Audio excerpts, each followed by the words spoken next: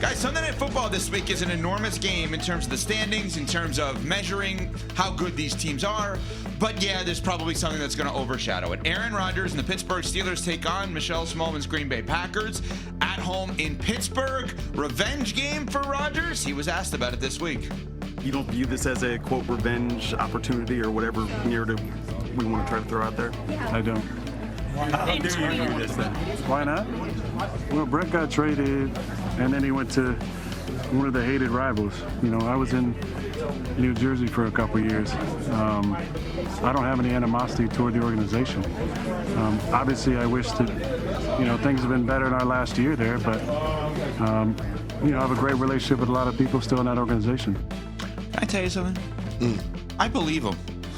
You do? Yeah, I actually do. Okay. I think his Jets experience was so horrific that he started loving the Packers in a way that's like, you know how when people break up and then you realize the next person they're dating looks exactly like the last person they dated? And you're like, what are you, dating the same person? You know what he looked for? He looked for the Packers again. That's the Steelers. Does he like Brian Gutekunst? No, they don't like him. I was about to say, man. So you're telling me he's cool with Jordan Love. He tried to switch it up and go against his type, and it didn't work out. It was a disaster. Yeah. All he wanted forever was, I want to be in control. Then the Jets gave him control, and it was a disaster. So you know what he did? He's like, I don't want to be in control anymore. Where can I go? He's like, Mike Tomlin's going to run that team, not me. Wait a second. A functional franchise is when the football people make football decisions, and there's stability and not drama? Has he given us any ammo this week? No, not at all. No, and I think that's the point. And I'm so far away from your read on this Aaron Rodgers thing. Okay. Let's hear it. That is the definition of a sports lie. Because as a former player, I can tell you, any team that was willing to let you walk out of the building, you can't wait to stick it to them when you play them. Period. I understand. Doesn't matter how good it was. Especially something like this where you had 18 years there. Exactly. But who does You he wanna stick dislike it to more, the Packers or the Jets? I don't think that's relevant in this scenario because here's why I think he's approaching it this way. Does it matter if you dislike the Jets? Yeah, I don't think that matters. I think that he knows that Green Bay is going to be his forever football home. And so he doesn't want to do anything to upset that fan base or say anything inflammatory ahead of this game because when it's all said and done for him, that's where he's going to be honored. That's going to be the place where he wants the good memories to exist. So he's not trying to fan those flames right now, but I'm with you. He is a competitive guy. He wants to go out there and torch them. And this is such a Jordan Love game for me. It's unbelievable. I'm looking at Jordan Love, and we still have these questions about him. Can you be elite? Can you accomplish what the guy before you did? Well, you're playing him this weekend in front of the whole world, and you're playing a Pittsburgh Steelers team where Joe Flacco and the Bengals just put up 33 points against them. If Jordan Love is ever going to have a wow game this season, this is the one. This is when you step up when everyone's watching against the guy who was there before you, and you show everybody that you're elite. So what is a wow? Hold on, time out. What does a wow game look like? I want him to look like a franchise quarterback, like a guy who can take over a game and win it. Not short, safe things. I don't want it to be a Josh Jacobs game. Listen, the win is the most important thing, obviously. Okay. But we have seen Jordan Love be the reason why the Packers can win. We have seen him in the playoffs step up and be unbelievable. We've seen him in the back half of seasons be unbelievable. And he's had a good season so far, but I want to see him be great. So you want to see Jordan Love go out there and play like Joe Flacco did on Thursday Night Football in Week 6. What a weird statement to make in 2025. I mean, it's so true, though. I want him to torch the Steelers' defense. Well, the Steelers' defense has shown they can be God, especially in the passing game, if the Green Bay Packers' offensive line can hold up in pass protection. That's going to be the key. But thinking about this from the Steelers' perspective, this is a big game for them. They made it a big game by losing to the Cincinnati Bengals last week on Thursday night. Yeah. Because now they're in a stretch of games where they've got the Packers, they've got the Colts, on the road against the Chargers, and then home against the Bengals again. And that's not even considering the next couple of opponents, the Chicago Bears and the Buffalo Bills. Who knows where those two teams will be, but those are not considered easy outs. So if you're Pittsburgh, you've made your bed, now you got to lay in it. This is a gotta-have-it situation because there's no world that exists where you can go out and lose this game to the Green Bay Packers and think that you can still run away with the AFC North division title. So bigger game for the Steelers or for Rodgers? I'm sorry, for Rodgers or the Packers, excuse me. Bigger game for Rodgers or the Packers? I think the Packers for sure. And you're still leaning into the Jordan Love has that big numbers thing because they've won a lot of games this year, or 1-1, but Listen, they've won the games without the big numbers. I mean, here's the thing. I just want him to have a statement game. For all those people that are still on the fence about him, this is the perfect opportunity to have a statement game. When everyone is watching, it's against the guy that was there before you. The defense, as CC said, is right for the taking. You have the ability to do it. Go out there and show everyone why you deserve to be in that elite conversation. Yeah, I hear you. I hear you. And you're not wrong in terms of Jordan Love being able to change the perception about him in the eyes of everybody. But when I'm sitting here thinking about it, who's this a bigger game for? I mean, it feels like it's a bigger game for Rodgers, if for no other reason because it's a bigger game for the Steelers. It's a bigger game for Mike Tomlin, the magnitude, the stakes of it, because there is no excuse as to why the Pittsburgh Steelers shouldn't win their division with all of the misfortune that all the other teams in the division have had to deal with.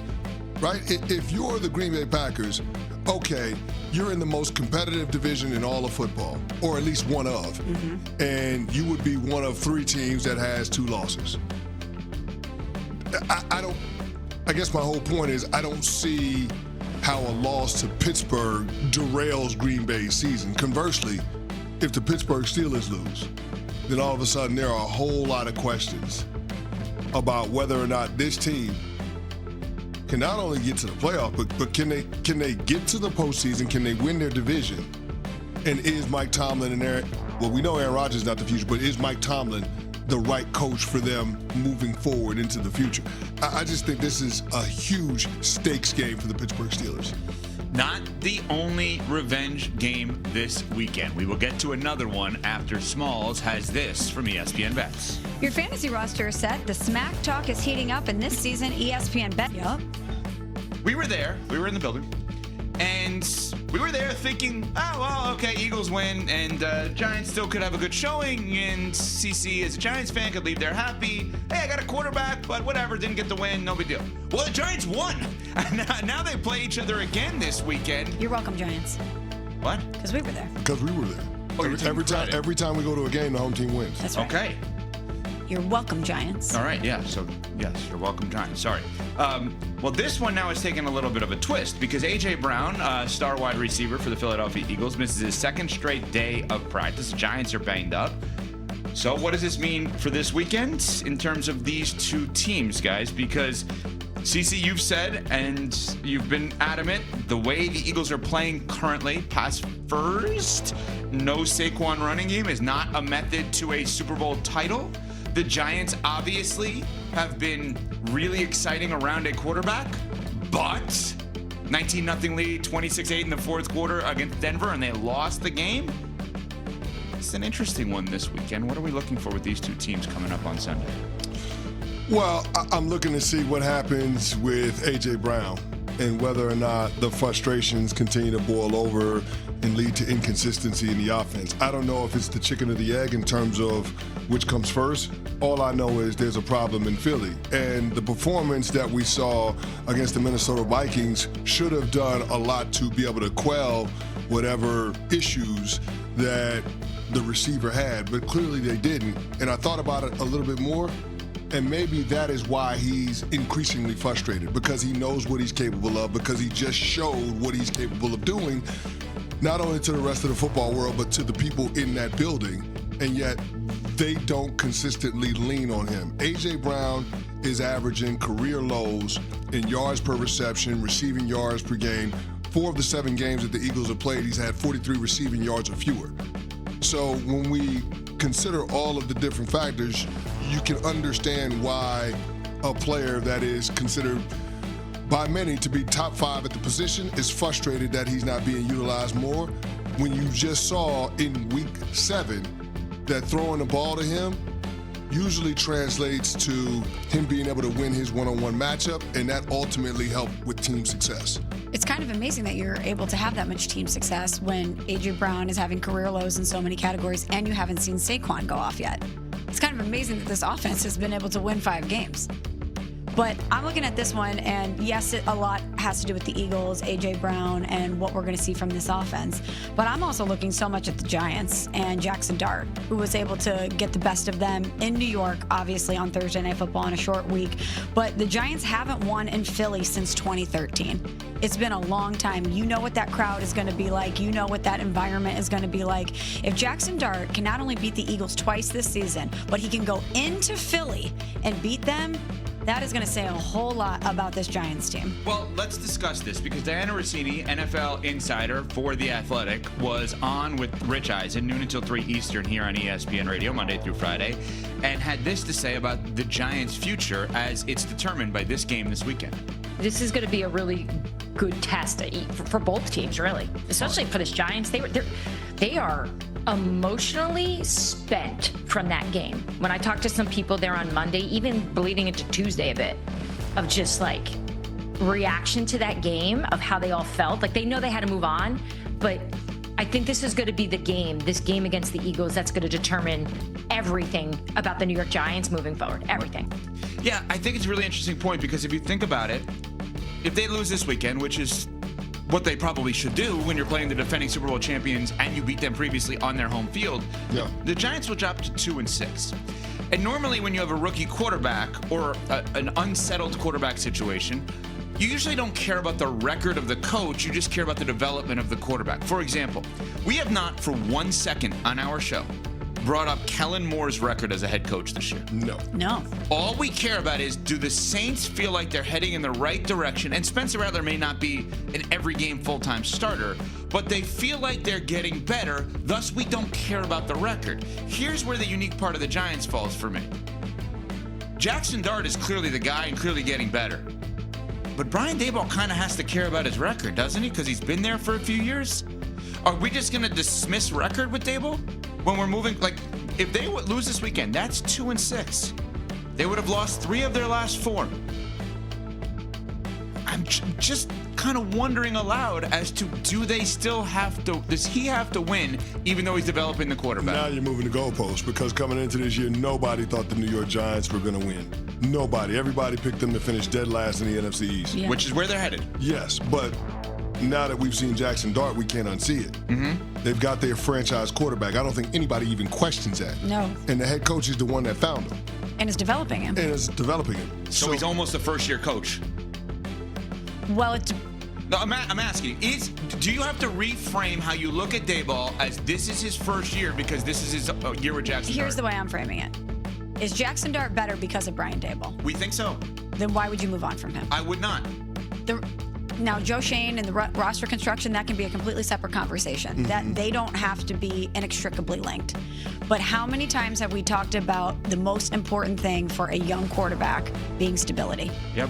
And if Brian Daboll identified something in this quarterback, is bringing out the best in him, the Giants, even if they're not winning games, are very competitive in these losses. That says something. Has he lost the locker room? Doesn't seem like it to me. No. If anything, it's the complete opposite. Because of his quarterback and the way that he is coaching him up, you're seeing this Giants team have a spark and respond and be competitive in a way that many did not anticipate prior to the season. Yeah, I'm with you 1,000%. Smalls couldn't have said it any better. I think this is a way bigger game for the Philadelphia Eagles. Me too. I do. Because if the New York Giants lose, I don't think it leads to the level of questions that you were intimating. But if the Philadelphia Eagles lose this game, to a New York Giants team, hell breaks loose. To a New York Giants team that hasn't won back-to-back division games in 5 years, the only team in the NFL over the last 5 seasons not to do so, then all of a sudden, the A.J. Brown of it all, the subtweeting, the tension that we've sensed since the outset of the season gets magnified tenfold. It feels like we're having the same conversation that we had the Thursday night game before the Thursday night game at MetLife, but it continues to be a thing for the Philadelphia Eagles in terms of not being on the same page and not being able to satisfy their best wide receiver. I don't